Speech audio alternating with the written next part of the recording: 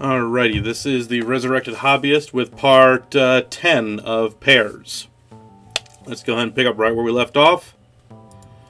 So, peeking around the corner, I peer inside through the shop's massive window. Of course, there's still no one else inside but the family of four and James the clerk. I don't want to just give up completely, but there's nothing left for either of us here at the pastry shop. We'll have to go somewhere else to find a new target. I was under the impression James was the target. I turn back to Ricardo and shake my head. There's no one left to talk to. Let's just go back to base for now, and we can try someone somewhere else later. You don't want to just wait a little while and see? Honestly, I'd rather not waste my time. Not really. Give it a few minutes. According to the scout report, this place is usually busy at this time of day. I take another look at the dining area, but it's still just the one family. Let's buy a snack or something and sit down. We can chat while we wait for someone new to show up. You think so?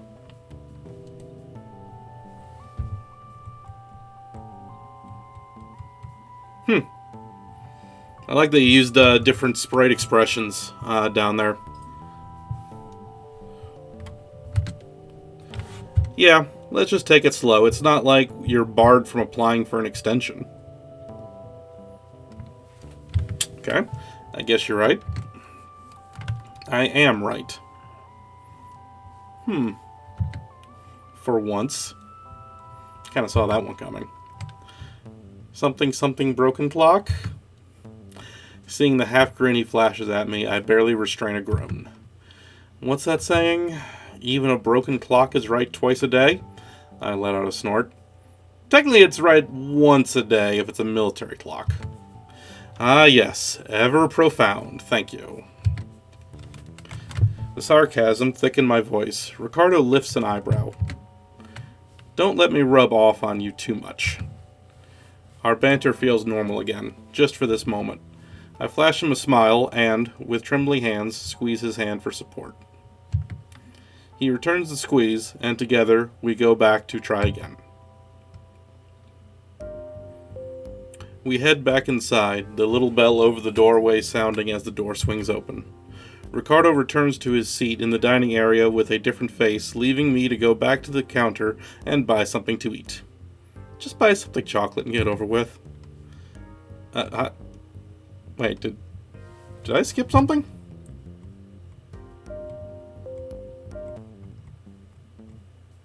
No, she's still in. That guy's there, under that glamour, excuse me. But then we're here. Okay, why and when? Hello, are you planning to buy anything this time, or should we skip to the part where I ask you to leave? Hi, James. Can I just get 2 chocolate donuts, 2 maple glazed, a hot chocolate, and a bottle of water to go? Wordlessly, James makes the drink, wraps the donuts, and places them in a bag, tying it with a red ribbon. His face doesn't exactly betray his annoyance, but the way that he pushes the bag across the counter with a completely dead expression makes it pretty clear to me that he wants me gone. Why did she change glamours? That'll be 7:15. 7:15. Where the hell is that? I need to go there. I fish around my wallet for some cash and place a $10 bill on the counter. Should I bother waiting for change? After what I've put him through, though, he deserves a good tip. Just keep the change. Sorry. I grab the bag and turn to leave, almost smashing straight into the person standing behind me. Hello. Sorry, I didn't see you there. No, it's my fault. I was reading the menu. Okay. And here I am blocking it. Sorry about that. Have a nice day. I start to move past him, but he raises his hand. Man, you know, I've never been here before. Is there anything you would recommend? I lift an eyebrow. Okay, I didn't intend to do that. This is my first time here, so I'm not really the one to ask. Oh, right. Are you visiting from out of town? No. Dragon, you're being profiled. I see. I've never seen a girl like you around before, and I would have noticed someone, so, he trails off, and then there's a short pause. I'm not sure what, if anything, I should say. You should probably shut up and keep moving. You're being profiled. Well then, I hope you choose something good. Wait, I know this is really sudden, but, since you've already got something, would you maybe like to sit down and talk over coffee? Uh-huh. Why would I want to talk over coffee with some guy that I don't know from a can of pow? That's what's happening here. I'm kind of in a rush right now, but... If you want to. He doesn't meet my eyes, but he does stand there expectantly waiting for an answer.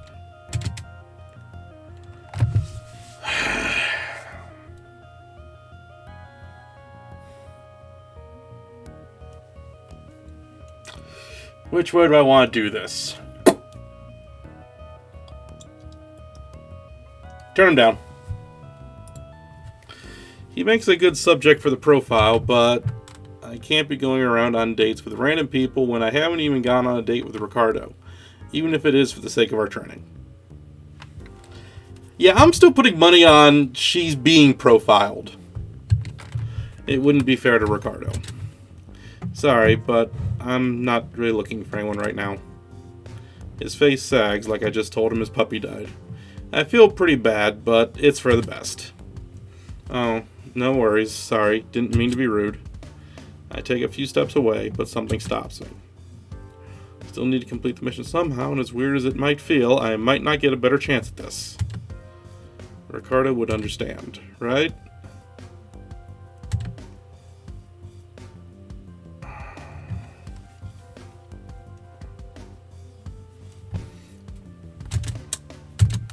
Let a long sigh and turn back to face the guy.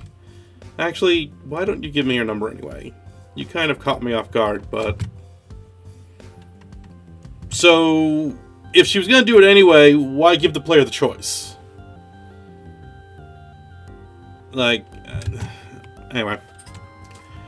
His face brightens up instantly. He grabs a napkin from the dispenser on the counter, writes down a number, and hands it to me.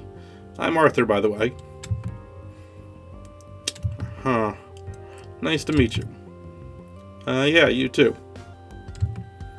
Still unsure if I made the right call, I move past Arthur and nod at Ricardo as I go by, silently asking him to follow me outside. I don't want to stay in Sweet Dreams any longer than I have to at this point. It dawns on me that I completely forgot that I'm supposed to be Ariande.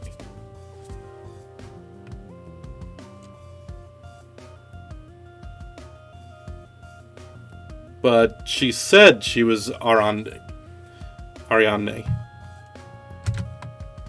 Vapid and chatty, right? Oh, you mean mannerism-wise. Okay. I try not to groan as I make my way to the alley. Ricardo sees my expression and goes on high alert. What's up? Is something wrong? Who was that guy? Did you want one of these? No, I'll take the water, though. I managed to concentrate well enough to pocket portal the donuts on the first try. Pocket portal. That's something I hadn't thought of. Then turned back to Ricardo, handing him the water. Just some guy asking me out. The concern on Ricardo's face slips away. He doesn't look angry or even annoyed. But whatever he is feeling, he's choosing not to let it show. He's not even glamoring himself, but his expression is carefully neutral. That's good. Strangely, in spite of everything, he actually sounds like he means it. I think so. I think I could get a lot of information from him. Yeah, well, horniness tends to do that. Smart. He glances at me. So you said yes, then? I took his number. I didn't make any plans or anything. We still need clearance for an extension, after all. Ricardo is silent as we continue walking back toward the base. He never says that he's thinking He never says what he's thinking at times like this. Anyway, if I push, there are only two outcomes. He tells me, or he doesn't. Fair, logical. I try not to feel frustrated. Well, it's worth a shot. Why are you so quiet? Is it Arthur? Because I don't have to call him, you know. Who's... Oh, the guy. No, I think you should. The fact that he seems like he means it is what confuses me. Even if I don't know what it is, I know him well enough to see that there's definitely something bothering him. Outside of screwing up the mission? I decide to drop it for now. He'll talk to me about it when he's ready. We return to the base in relative silence, the same thoughtful expression on Ricardo's face the entire way home. Ricardo and I don't really look at each other when we get back to the training hall. Get back to. I'm not really ignoring him, but he seems so lost in thought that I can't interrupt him. I'm still curious about whatever it is that's bugging him so much, but I know better than to ask. He'll tell me when he's ready. Won't he? He lifts the illusion soundlessly, then looks at me. Hey, should I... Instead, I wave him off so I can report to Analyst alone. I need to ask for an extension, and it might be a little awkward to have Ricardo there with his complete profile ready to go. You go on ahead. I'll catch up with you in a bit. She's wearing different clothes. I thought the clothes were glamored. You sure? No, I don't want to self-voice. I nodded him. Yeah, I'd rather do this by myself. Ricardo seems strangely disappointed. He returns my nod briskly. If you say so. Ricardo walks down the hall, and I let out a breath I hadn't realized I'd been holding. What is wrong with me? With us? Our first real assignment together, and not only did I not succeed, but now there's this weirdness hanging between us. It's bad enough that I've been the queen of all things weird since we started going out, but this whole silence thing is totally new.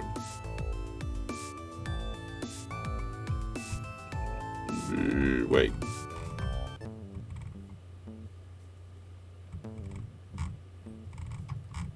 I can't go. Alright. Didn't she say she hasn't gone out with Ricardo yet? Or am I just misremembering it? I don't have a word for it, but I'm almost certain that whatever it is, it has to do with me. I think back on how he said it wasn't about Arthur, but more notably how he didn't say what his silence was about. And you're trying to prove a negative, Dragon. Didn't they cover that in, grade school science of any sort? I push it out of my mind. We can talk about it later, maybe even after I've spoken with Analyst. I call out to my team leader tentatively. Analyst, I'm checking in. He responds almost immediately. For some reason, I have the strangest sensation that he's been waiting for me to speak. Dragon, welcome. Was your mission a success? I let out an awkward laugh. It was enlightening, that's for certain. I take that to mean that it was not what seems to have been the problem. I swallowed deeply. Not exactly. It's true there weren't a lot of suitable targets at the pastry shop. For example, I tried the clerk, but I really don't want to go into details. Analyst will read everything in my report anyway. Let's just say that I was hoping I could get an extension. So, I'm a little bit unclear on the mission now. I thought the assignment was to profile specific people. But now this seems to infer that it was just a matter of profiling someone in that vicinity. So which one was it? I initially thought this was tied to KP's story arc. Probably after it, I will admit, or during it. And the mission was to profile James because he was connected to KP. My voice sounds small even to me, but Analyst's reply is gentle. Are you unable to complete the mission even now? there's still daylight. Well, there is the fact that my mission partner and I are what exactly? We're not really fighting, but there's definitely something not quite right. I don't really want to bring that up, though. I got a lead, but it's not one I can finish in a day. If possible, I'd like time to pursue it. Analyst doesn't respond immediately. Your report isn't in, so I cannot give you clearance quite yet. But when you fill it out, I will consult the director. Did you cooperate well with Lammer? I wish I could ask Analyst for help, but that just seems like I'm involving him in, for lack of a better word, weird love stuff. I try to be as general as possible. Lammer's objectives were cleared. I'm glad to hear it. Is that all? I shake my head slightly, trying to refocus on the task at hand. I can't be completely occupied with Ricardo, even if I am worried about him. No, not at all. Listen, I know I haven't filled in my report, but please, I need another chance, Analyst. Can't you speak with the director now? Since it's a joint assignment, I don't want to drag down Glamour's grade. Very well. Your appeal is received. I will confer with the director on your behalf now. The room is silent for a few moments. And then it's not. On the basis of the high-quality classwork you have submitted, your request has been approved. I have updated the mission details to reflect your extension. You will no longer need to file a report until the mission is complete and back to base. Oh, that was a lot easier than I thought it was going to be. The relief washes over me. Thanks so much, Analyst. You have no idea how much this means to me. An interesting thought. You're dismissed. I leave the training room and take the long way through the base to the dorm, wondering what I'm going to say when I get to Ricardo's room. Wondering what he's going to say to me. Or maybe we won't have to talk about it. Maybe we can just chill, hang out for a while, figure out how we're going to tackle the assignment for our second try. Well, how I'm going to tackle it anyway. I try not to dwell on it too much and detour, returning to my room first. It's times like these that I wish I had a roommate, someone to talk to about these feelings. Military doesn't provide therapy? The bed beside me is empty, mainly by my parents' request. So her parents can request things from the military. If other people knew what I looked like, they thought it caused me nothing but trouble. I take a seat on my bed, pressing my face into my hands. I should think this through. I want our relationship to be strong, but I don't know what to do about it. Oh, Lord. Right.